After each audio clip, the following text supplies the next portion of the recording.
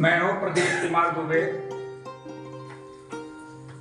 कृषि उद्यमी के इस प्रशिक्षण कार्यक्रम में उपस्थित सभी प्रशिक्षणार्थियों को जोहार। आज का विषय है पादप प्रवर्धन तकनीक। पौधों का प्रवर्धन जो है दो तरह से किया जाता है, लैंगिक और अलैंगिक, सेक्सुअल और असेक्सुअल।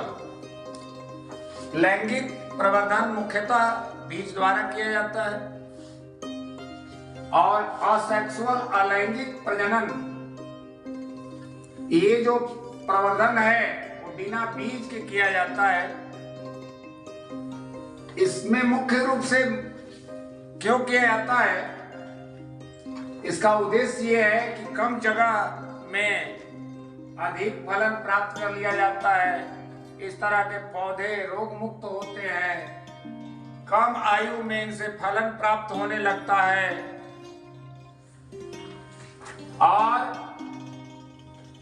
इनमें समरूपता और एकरूपता देखी जाती है।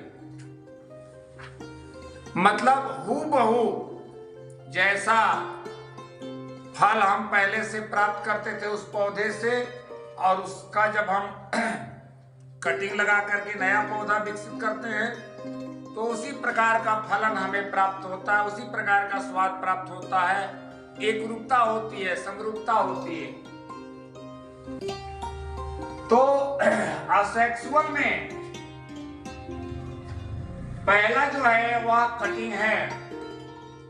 उसमें हम लोग कटिंग में क्या करते हैं, जैसे मान लीजिए हमने जड़ को काट लिया, रूट कटिंग। तो जड़ को कितना काटेंगे, जड़ की लंबाई 10 से 15 सेंटीमीटर काट लेते हैं और 0.5 से 1 cm मोटाई का काटते हैं। ऐसा जो है हम लोग ये रूट कटिंग जड़ कलम, अमरूद, आलू बुखारा और लीची में कर सकते हैं।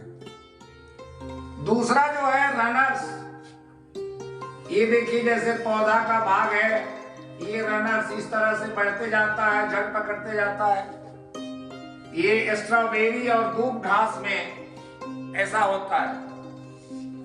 तीसरा है सकर्स, ये जैसे केला है, खजूर है, अनानास है, बांस है, सागवान है और गुलदाउदी।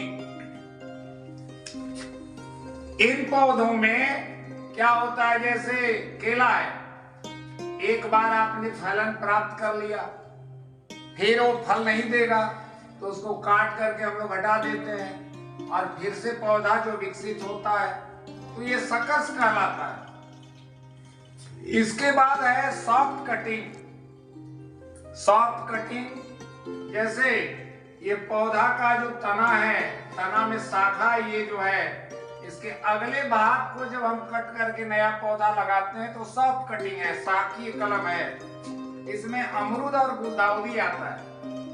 और ये सॉफ्ट वुड कटिंग, ये जो बीज के भाग को हम काट करके जब नया पौधा विकसित करते हैं उत्पादन के लिए तो शाकीय कास्ट कलम कहलाता है, सॉफ्ट वुड कटिंग है। चाय इसका उदाहरण है। और इस भाग को, सबसे नीचे के भाग को जब हम लोग काट करके लगाते हैं तो ये वुड कटिंग कहलाता है, कास्ट कलम कहलाता है। तो अंजीर और अनार इसका एग्जाम्पल है। अब हम लोग बात करते हैं जो हम लोगों को सेशन प्लान में, प्लांट प्रोपगेशन में दिया है, ग्राफ्टिंग। दो पौधों को, जिसमें एक जड़ वाली और दूसरा पौधा से जो हम कलम लेते हैं, जो जब दोनों को एक में जोड़ देते हैं तो इसको ग्राफ्टिंग कहा जाता है।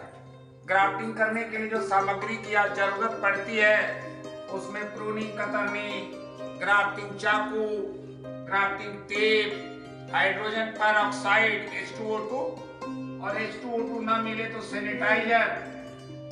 H2O2 और सैनिटाइजर जो है प्रूनिंग कतरनी और ग्राफ्टिंग चाकू की सफाई के लिए। और फास्ट फूड हार्मोन्स, अगर वो ना मिले तो प्याज का रस, अगरबत्ती की पन्नी और रबर, इन सामग्रियों की जरूरत पड़ती है। इसकी जो विधि है, पहला नंबर में हम लोग काम करते हैं कि उपकरण जो हमारे पास है प्रूनिंग कतरनी है, ग्राफ्टिंग चाकू है, उसके प्रयोग से पहले उसकी सफाई हमको कर लेनी है H2O2 या सैनिटाइजर से, हाइड्रोजन परऑक्साइड या सैनिटाइजर से।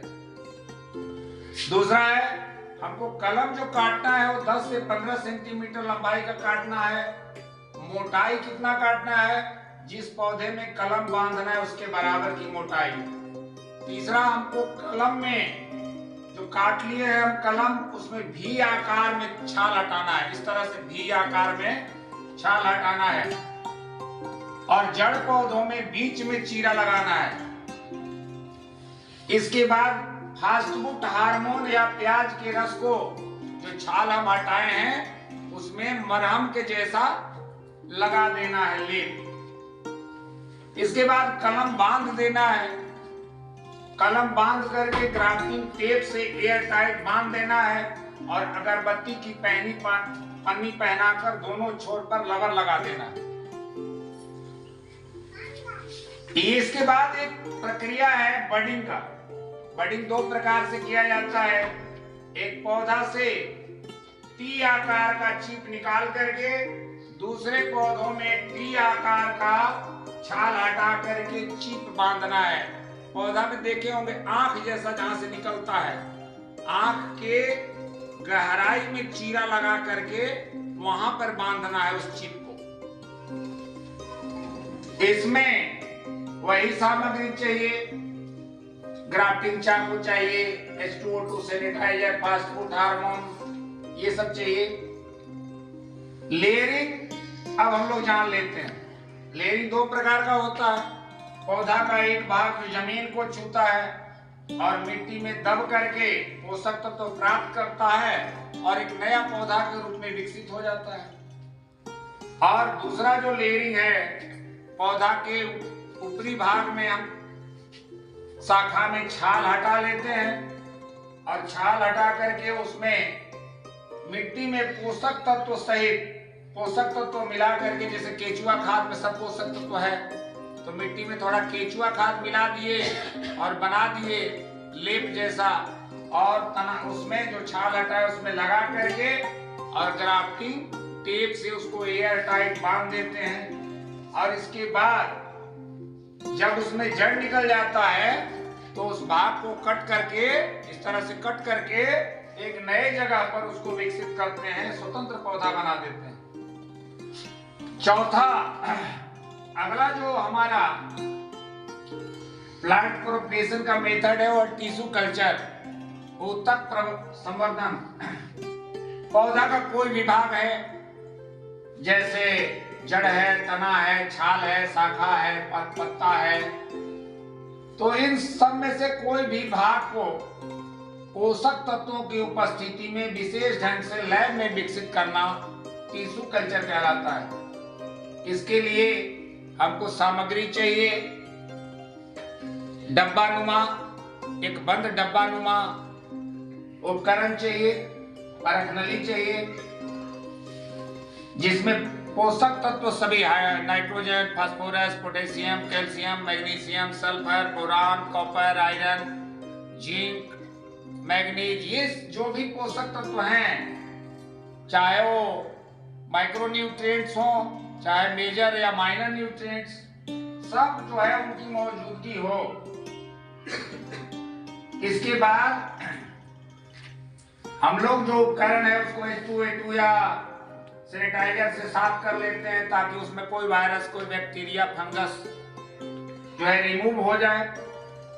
किसी भी भाग के पौधे से जो लिया गया है उसको इस तरह से हम साफ कर लिए। अब जो बंद डब्बा नुमा हमारे पास उपकरण है, पौधे के इस भाग को उसमें हम डालते हैं, उसकी भी सफाई करके डब्बा की। इसके बाद जो है